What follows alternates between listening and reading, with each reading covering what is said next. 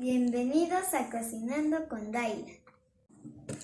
Hola habitantes de la Tierra, hoy vamos a hacer un pastel. Entonces necesitamos ingredientes, molde, ¿qué más? Batidora. Y batidora. Ingredientes son harina, huevos y leche. Vamos a echar nuestra harina al molde. ¿Ya lo he hecho?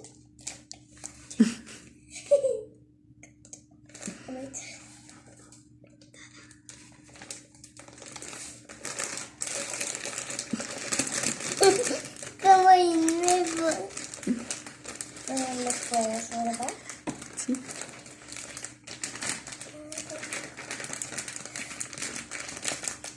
¿Ya? Te tienes que echar todo.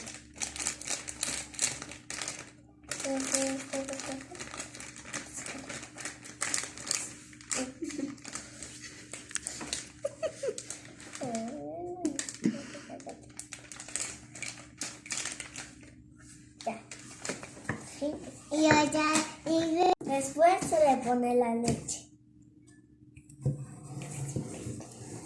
¿Se la pongo toda? Sí.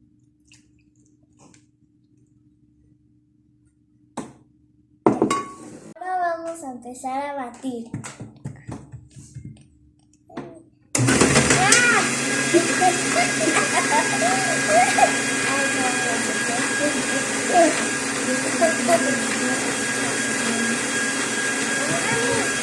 Ahora vamos a poner los huevos.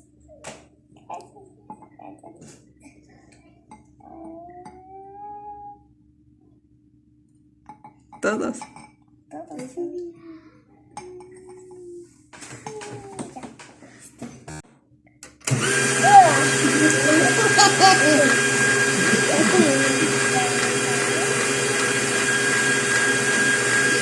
Mamá me va a ayudar a ponerla en el molde.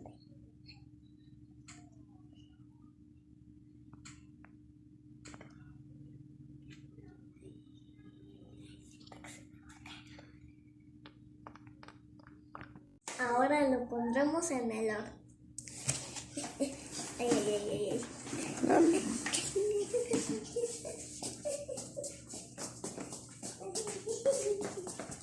Estamos esperando a que esté listo el pastel. No lo vayas. Ya. Lo voy a probar. ¿Tú pruebas? Sí.